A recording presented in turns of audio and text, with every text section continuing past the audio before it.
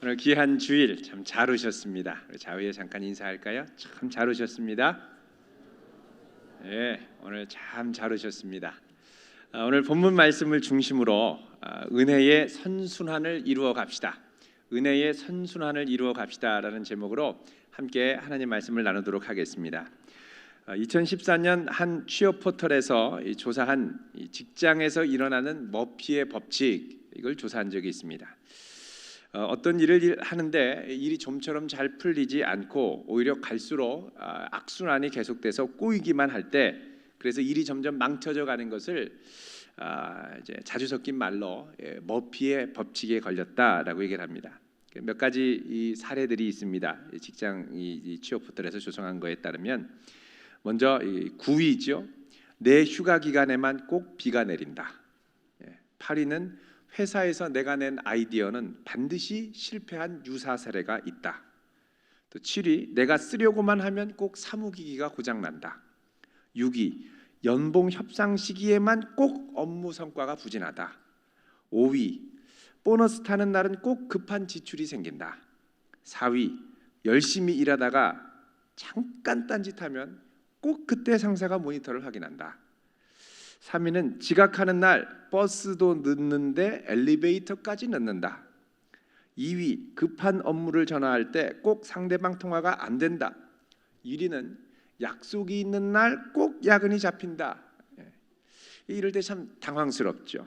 그런데 이제 이 걱정스러운 건 뭐냐면, 이렇게 꼬이고 꼬이는 것 같은 이런 분위기가 오늘날 이 젊은 세대에 점점 많이 퍼져가고 있다는 것입니다. 요즘 젊은 세대들을 가리키는 용어 중에 N포 세대라는 말이 있습니다. 불과 몇 년 전까지만 해도 3포 세대다. 여러분 아마 들어보셨을 겁니다. 연애, 결혼, 출산 포기했다. 그래서 3포 세대였습니다. 그러다가 이제 내 집 마련과 인간관계까지 포기했다. 그래서 이제 5포 세대가 등장을 하더니, 이제는 꿈과 희망마저 포기했다. 그래서 이제 7포 세대가 등장을 했습니다. 그러더니 최근에는 이제 N포 세대가 유행을 합니다. 이 N포 세대 때라고 할 때 이 N은 부정수를 말합니다. 흔히 이제 뭐 식사 같은 거 하면 N분의 1로 나눈다, 그렇게 말하지 않습니까? N은 정해져 있지 않지만 몇 명이 오든지 상관없이 결국 그 온 사람만큼 나눈다는 것입니다. 마찬가지로 N포 세대는 몇 가지를 포기해야 될지는 모르지만 무엇이든 간에 결국은 포기할 수밖에 없는 세대라는 것입니다. 이 말에는 아주 이 부정적이고 염세적인 분위기, 이런 정서가 짙게 배어 있습니다. 그러면서 요즘에 우리 이 젊은 세대들이 우리나라를 가리켜 뭐라 그러냐, 헬 조선이다, 이렇게 얘기를 합니다. 여러분, 헬은 지옥이란 뜻이죠. 우리나라가 지옥 같다는 겁니다. 머피의 법칙에서 빠져나올 수 없는 나라라는 것입니다. 그래도 주변을 돌아보면 아직 할 만한 것들이 있고 또 해볼 만한 것들이 꽤 많이 있음에도 불구하고, 이런 자주 섞인 말들, 부정적인 말들이 자꾸 퍼져나가다 보면 스스로 영향을 받아서 마음에 이 악순환이 일어나면서 삶의 악순환까지 연결이 되더라는 것입니다. 커뮤니케이션 전문가에 따르면 부정적인 말은 그 파급력이 보통 말보다 무려 17배나 빠르다고 합니다. 그만큼 이 부정적인 분위기가 급속도로 이 사회 가운데 퍼져가고 있다는 것입니다. 얼마 전에 이 평창 뮤직 아트 페스티벌에서 이 피아니스트 한 분이 아주 감동을 준 적이 있습니다. 이분의 이름이 영국 분인데 니콜라스 메카시라고 하는 분입니다. 그냥 눈을 감고 있으면 기가 막히게 쇼팽의 곡을 연주를 합니다. 근데 막상 눈을 뜨면 한 손으로 연주를 하고 있습니다. 이분이 날 때부터 팔이 하나가 없어요. 그래서 한 손으로 연주를 하는 한손 피아니스트인 겁니다. 이분의 연주 실황을 우리 교회 도안사랑방에 제가 이제 올려놨습니다. 이 메카시는 태어날 때부터 오른팔이 없었습니다. 그렇게 지내다가 14살 때 친구가 피아노 연주하는 걸 보고 피아노의 매력에 흠뻑 빠져버렸습니다. 워낙 피아노를 좋아하다 보니까 부모님이 그걸 보고 전자피아노를 하나 사줬습니다. 어느 날 이 메카시가 집에서 피아노를 열심히 연습을 하고 있는데 아버지가 시끄럽다고 소리를 칩니다. 뭐라 그러냐, 얘야, 라디오 소리가 너무 크니까 라디오 좀 꺼라. 그러자 이 메카시가, 저는 라디오가 아니라 피아노 치고 있는데요. 아버지가 와서 보고 깜짝 놀랍니다. 그리고 이때부터 정식으로 피아노 레슨을 받게 해줍니다.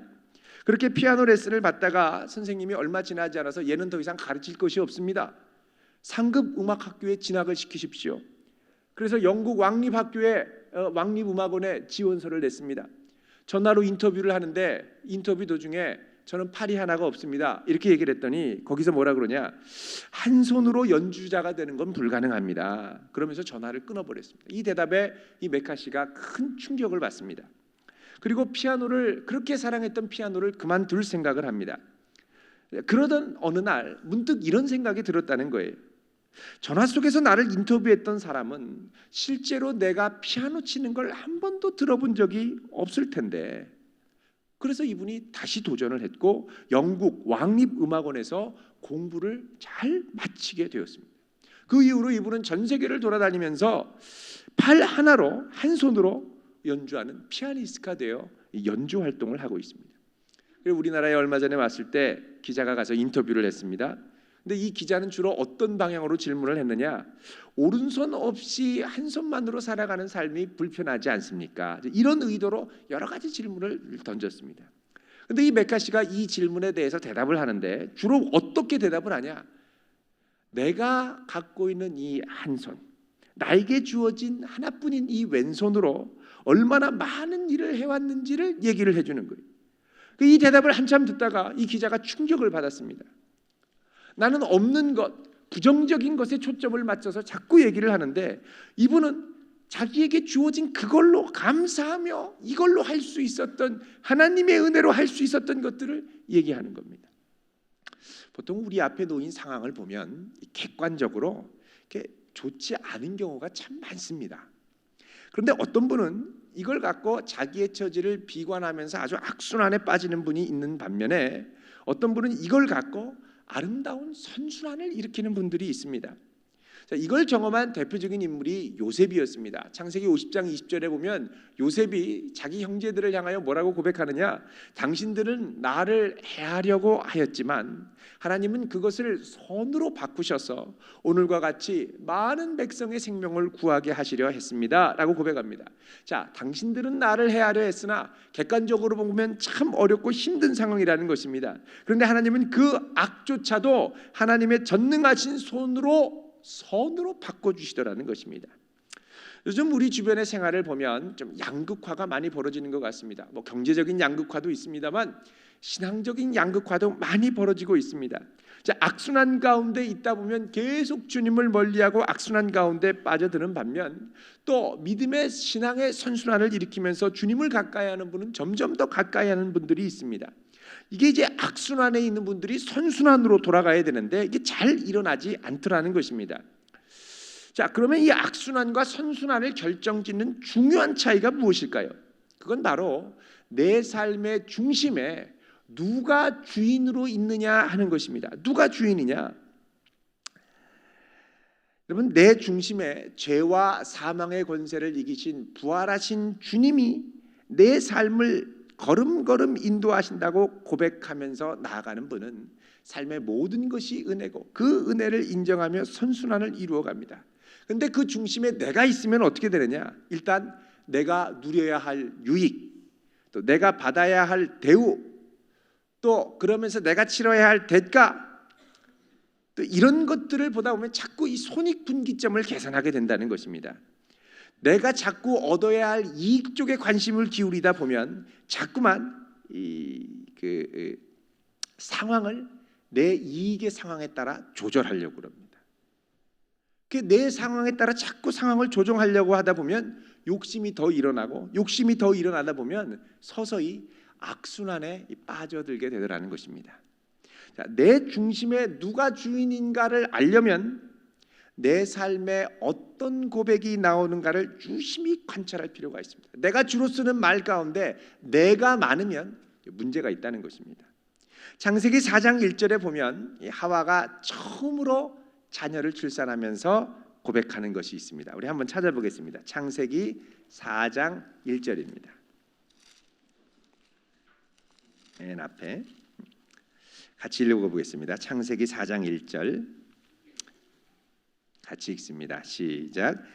아담이 그의 아내 하와와 동침하매 하와가 임신하여 가인을 낳고 이르되 내가 여호와로 말미암아 등남하였다 하니라.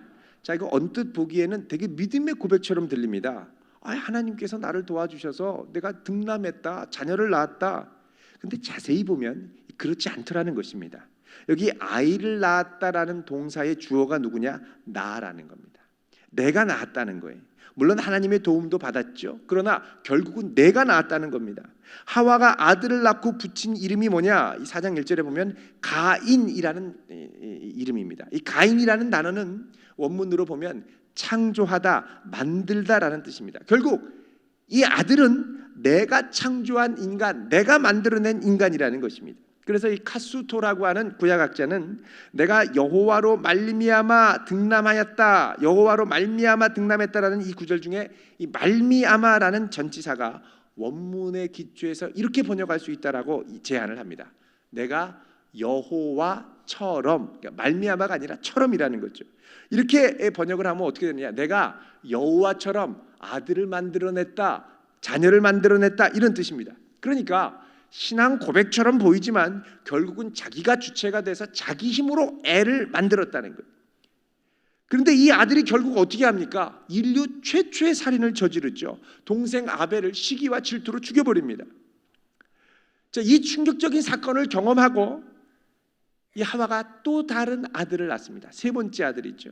창세기 4장 25절 같이 한번 읽어보겠습니다. 시작. 아담이 다시 자기 아내와 동침하매 그가 아들을 낳아 그의 이름을 셋이라 하였으니 이는 하나님이 내게 가인이 죽인 아벨 대신에 다른 씨를 주셨다 함이며. 자, 여기 보면 내가 낳았다 이런 고백을 합니까? 아닙니다. 뭐라 그러죠? 하나님이 내게 다른 씨를 주셨다. 그러니까 내가 하나님의 도움으로 했다가 아니라 전적으로 하나님이 내게 해주셨다는 겁니다. 큰 차이가 있죠. 그리고 이름을 뭐로 붙였느냐? 셋은 영어로 하면 foundation, 바탕이다, 기초다라는 의미입니다. 하나님이 주신 아들이 인류의 바탕이 된다는 겁니다. 이처럼 내가 했다는 고백과 하나님이 하셨다는 고백은 다릅니다. 이 고백을 기초로 해서 그 다음 아들이 나오는데 26절에 보면 아들 이름이 뭐냐? 에노스입니다. 에노스는 연약함이란 뜻인데 이 에노스 때부터 사람들이 어떻게 하느냐? 비로소 여호와의 이름을 불렀다. 하나님을 인정하며 살기 시작했다는 것입니다. 그러니까 하나님이 하셨습니다라는 고백은 삶의 악순환과 또 선순환, 은혜의 선순환을 가르는 중요한 분수령이 된다는 것입니다.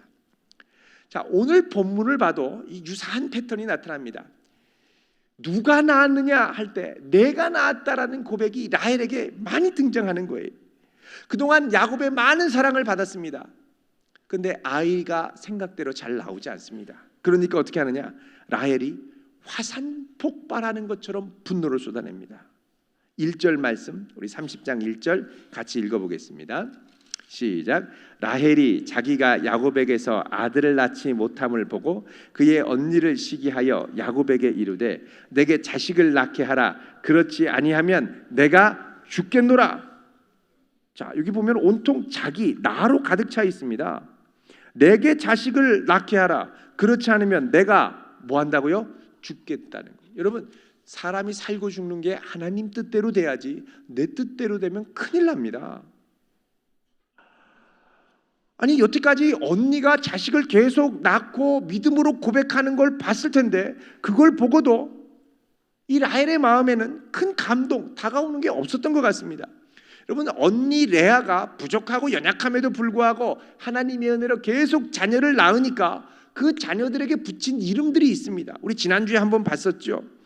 29장 32절에 보면 첫째 이름이 뭐냐? 시므온입니다. 이 의미가 뭐냐? 보라 아들이다 이런 뜻이죠.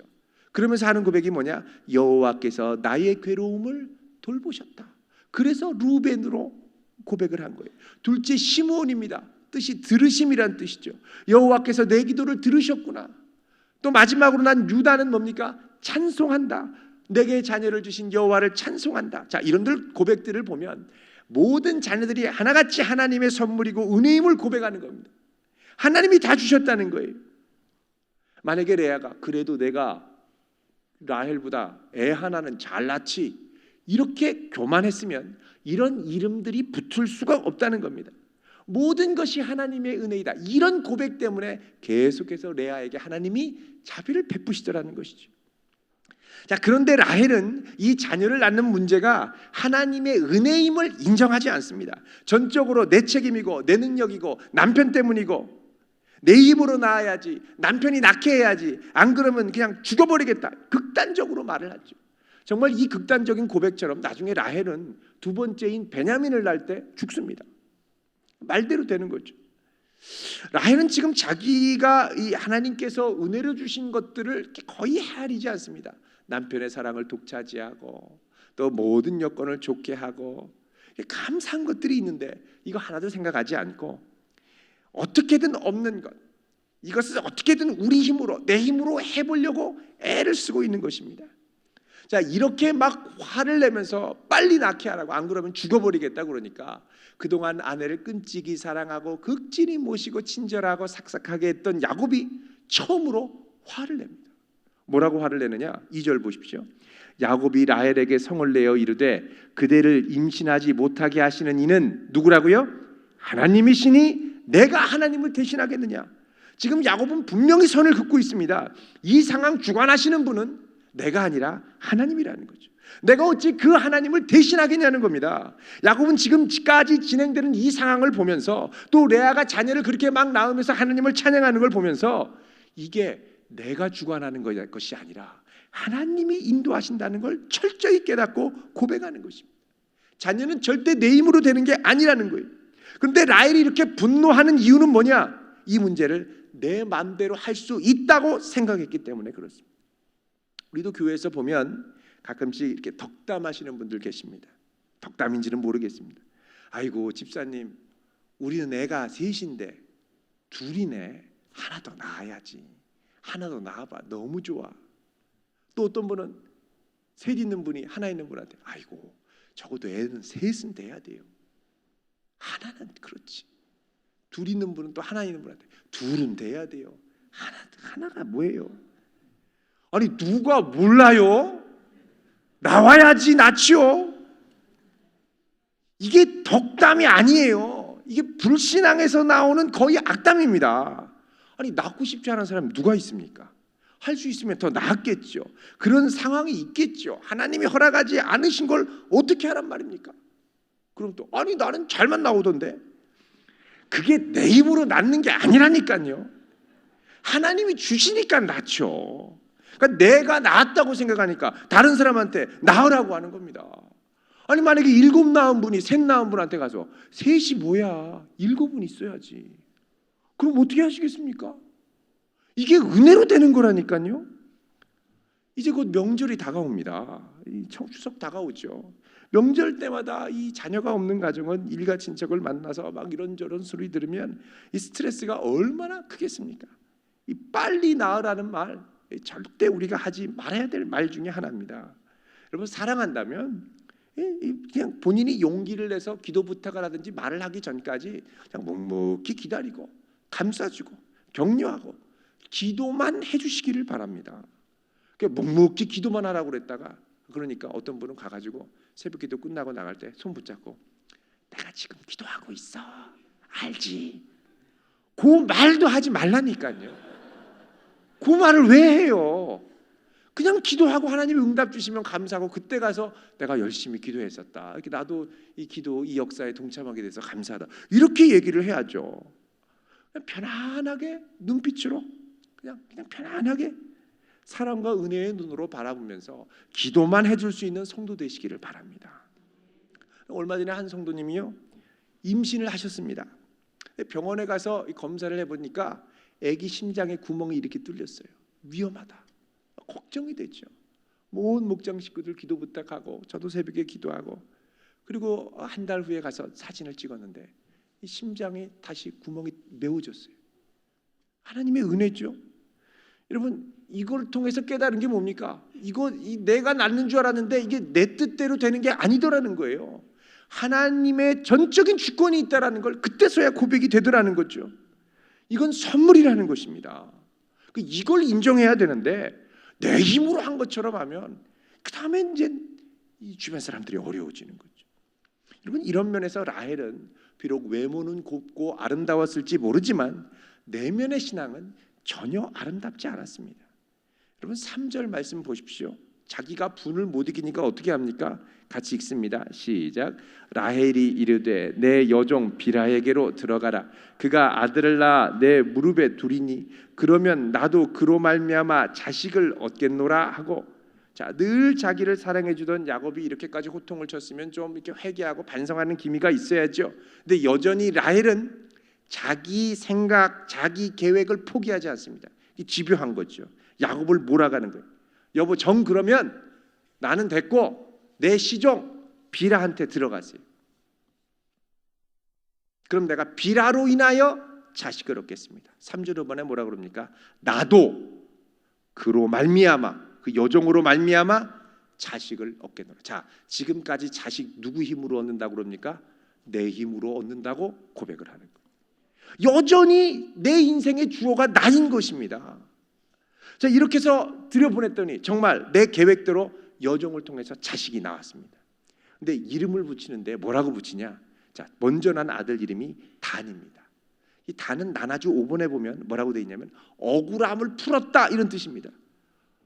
내 억울함이 쟤 때문에 좀 풀렸다는 거예요. 자, 이름에 하나님께 영광 돌리는 게 없어요. 이제 좀 풀었네. 애 이름이 억울함을 풀다가 뭡니까? 참 힘들죠. 나나주 6번에 보면 두 번째 아들이 나오죠. 이름이 납달리입니다. 납달리. 남달리가 아니라 납달리예요. 6번에 보면 그 의미가 뭐냐? 경쟁함이란 뜻입니다. 내가 언니와 경쟁해서 이겼다는 거죠. 이겨먹은 아들이라는 거예요. 여러분, 이게 이름이 참, 이게 이름에 하나님을 인정하고 감사하는 고백이 없다는 것이죠. 자, 이렇게 막 경쟁적으로 이름을 붙이고 막 밀어붙이니까 언니 레아도 자극을 받습니다. 딱 보니까 자기가 더 이상 출산이 되지 않는 것 같아요. 몸 상태가 좋지 않아요. 멈춘 것 같아요. 그래서 9절에 보면 자기 출산이 멈춘 걸 보고 시녀 실바를 야곱에게 들어가게 됐습니다. 그래서 또 두 아들을 낳는데 하나의 이름이 가시고 그 다음의 이름이 아셀이었습니다. 물론 이제 여기 나나주에 보면 복되다 뭐 이런 뜻이 있고 기쁨 이런 뜻이 되어 있습니다만 원문으로 보면 이 갓이란 이름은 행운이란 뜻입니다. luck, good luck, good fortune 이런 뜻입니다. 두 번째 이 아셀이라는 이름은 원문으로 보면 행복이란 뜻입니다. 행복. 자, 여기 이름을 보면 이전에 뭐 유다 하나님을 찬송한다, 뭐 시므온 하나님이 들으셨다 이런 이름과 다르죠. 여기 고백도 레아도 라헬의 이 경쟁심에 자극을 받아서 이름을 자기 중심으로 붙이기 시작하는 거예요. 너만 그러냐? 나에게도 행운이 있다. 너만 행복한 줄 아느냐? 나도 행복하다. 그리고 아들을 경쟁적으로 붙이는 거예요. 자, 이렇게 해서 시비를 걸고 경쟁해서 이겼다 그러고 아들 이름을 붙였더니 언니도 아들 둘을 또 시종을 통해서 낳았어요. 결국 내가 경쟁하려고 했던 게 원점으로 다시 돌아오게 된 겁니다. 허탈하겠죠. 나는 둘 낳았다고 이제 2명만 더 낳으면 언니를 따라잡겠다고 했는데 그 사이에 언니가 둘을 또 낳아서 다시 4명을 더 낳아야 따라잡게 되었다는 것입니다. 자, 그러던 어느 날 이 레아의 장자인 루벤이 아마 어머니한테 합한 채를 가져왔습니다. 이 합한 채라는 건 love fruit 아니면 love apple, 그래서 사랑 열매, 사랑 사과 나무 뭐 이런 별명이 있었던 식물이었습니다. 보통 3, 4월에 그 당시에 팔레스타인에 나와서 이 붉은 토마토처럼 생긴 건데 이걸 먹으면 불임 치료에 좋고 남성들의 정력이 좋다고 알려진 약초였습니다. 자, 이거 가져오는 거 보면 루벤이 많이 컸고 성적으로도 좀 눈이 떠 있고 조숙했음을 우리가 알 수 있죠. 이것 따서 엄마한테 갖다 줍니다. 왜 갖다 주겠습니까? 이 극심한 경쟁 가운데 엄마가 행운이다, 행복하다 막 이러니까 어머니 힘내세요. 몇 명을 더 낳아요 하고 이제 이 합반채를 갖다 주는 거죠. 걔 이거 먹고 힘내려고 막 이 레아가 기분이 좋아서 그러니까 이때 이 라헬이 사이에 끼어드는 거예요. 언니 미안하지만 그거 나 줘야 되겠다. 무슨 소리냐? 너 남편을 빼앗더니 이것까지 빼앗으려고 그러냐? 안 된다. 그러니까 달콤한 제안을 하죠, 라헬이. 그러면 오늘 하룻밤만 내 남편을 차지하세요. 여태까지 보니까 이 라헬이 야곱이 오면 누구한테 들어갈지를 결정해주는 절대적인 권력이 있었던 실질적인 실권을 가진 안부인이었습니다. 그 라헬이 허락 안 하면 절대 못 들어가는 거예요. 그 언니 그럼 오늘 밤은 내가 양보할게, 들어가. 그리고서는 합 한 채를 가져왔습니다. 아마도 라헬의 생각에는 이 합 한 채를 먹고 힘을 내서 순산하고 아이를 낳으리라, 이 결단이 있었겠죠. 그런데 아무리 이 합 한 채를 끓여 먹고 삶아 먹고 가루를 내서 먹고 볶아 먹고 튀겨 먹고 다 해도 안 나오는 거예요. 근데 하루 들어가라고 했는데 그때부터 언니가 막 태가 열리기 시작하더니 아이가 쑥쑥쑥 또 나오기 시작하는 거예요. 자, 그래서 아들을 낳습니다. 자, 아들 이름이 뭡니까?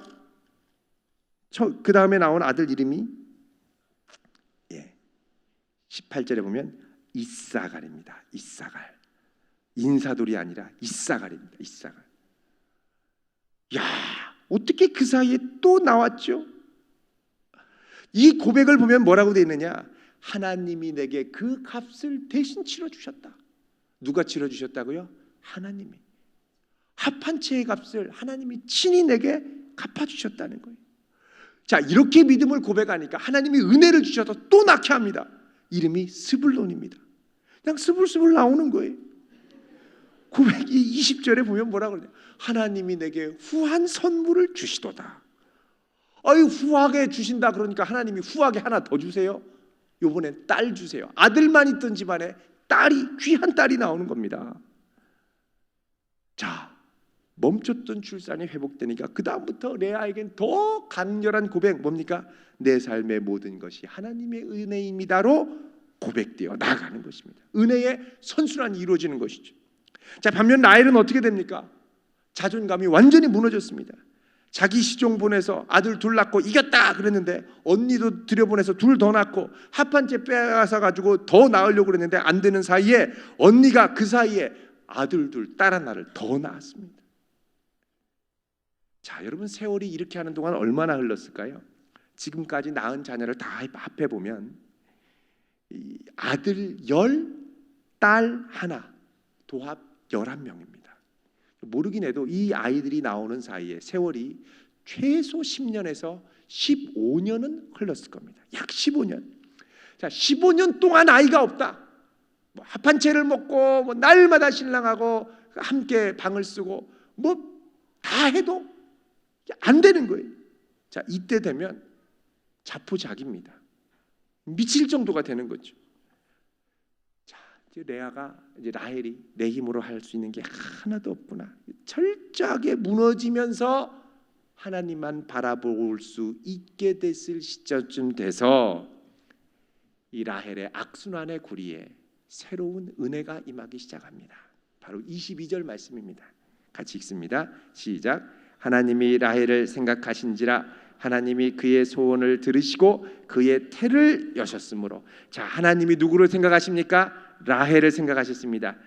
자, 라헬을 생각했다라는 말, 히브리어 자카르라는 말은 영어로 remember, 기억하다라는 뜻입니다. 이거 단순히 기억한다는 게 아니라 은혜 베푸시기로 결단하셨다는 겁니다. 이게 어디에 쓰이냐면 창세기 8장 1절에 노아의 홍수가 닥치고 나서 온 세상에 물이 덮였을 때 하나님이 노아를 생각하시고 기억하사 그 물을 물러가게 하셨다고 기록을 하고 있습니다.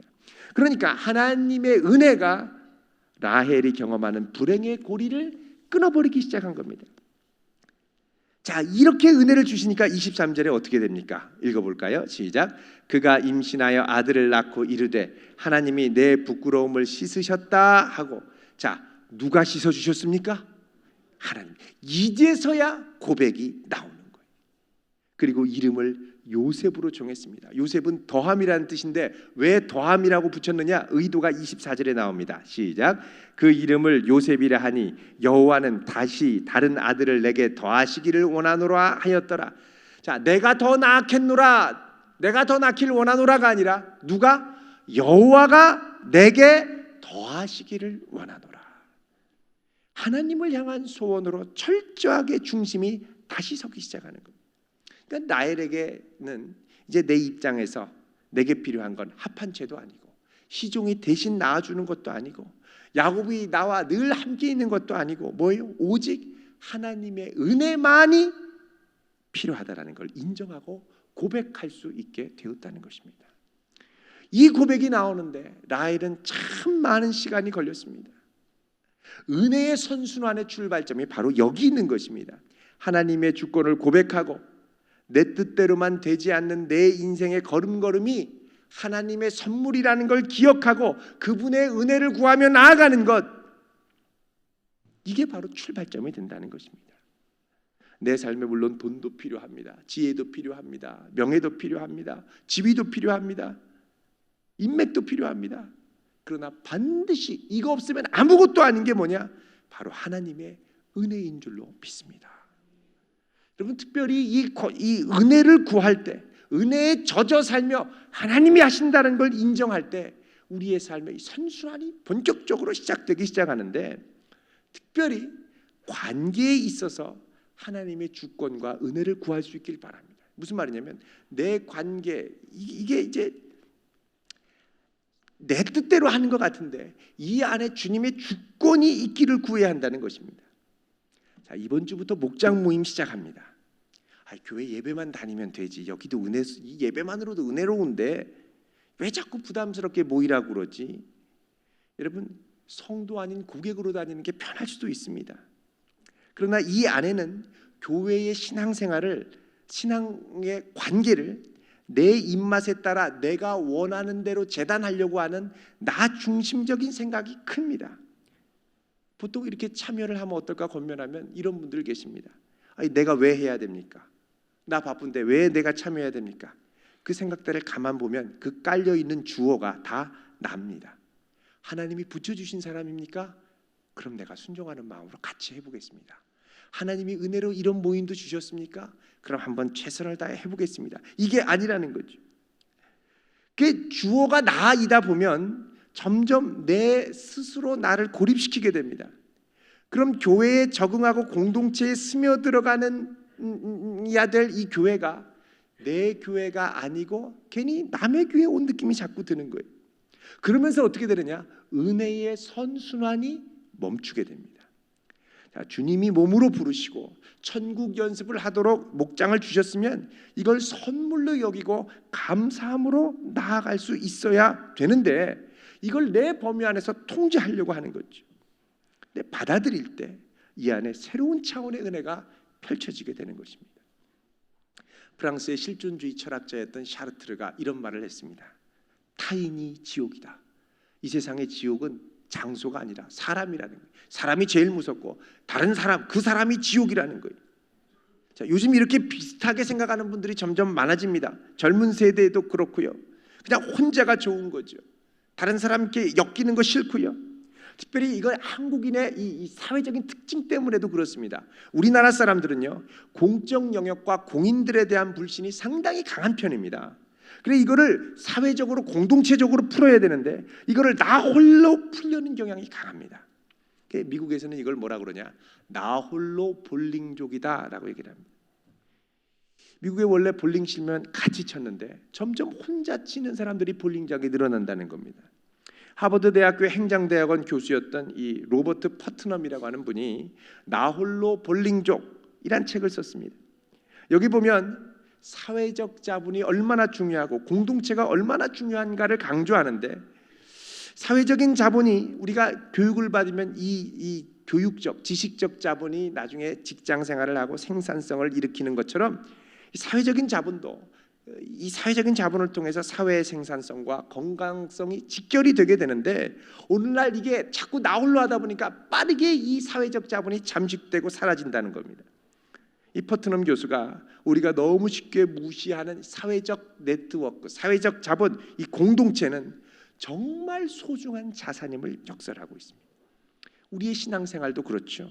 나 홀로 신앙족이 있습니다. 고객입니다. 성도가 아니라 고객입니다. 그런데 내가 힘들고 어려울 때는 나를 위해 기도해주고 나를 위해 붙들어주고 함께 기뻐하고 함께 슬퍼해 줄 수 있는 믿음의 가족과 지체가 있다는 게 얼마나 소중한 축복인지 모릅니다. 내 신앙생활의 건강과 풍성함이 바로 공동체, 목장에 달려 있는 것입니다. 함께 할 때 우리는 주님의 은혜를 더 쉽게 발견하고 기대할 수가 있습니다. 기억할 수 있습니다. 관계에서 중요한 게 뭔지 아십니까? 끼니를 함께 하는 겁니다. 좀 이따 끝나고 같이 밥 먹으러 가시죠. 여러분, 밥을 같이 나누며 관계를 갖는다는 건 식구의 의미가 있습니다. 여러분, 교회에서 이런저런 사람을 알아도 밥 같이 먹을 수 있는 사람은 꼭 있어야 됩니다. 모일 때마다 많이 같이 드시기를 바랍니다. 한 번도 안 먹어봤다, 오늘 끝나고 위에 올라가서 드시고 가시길 바랍니다.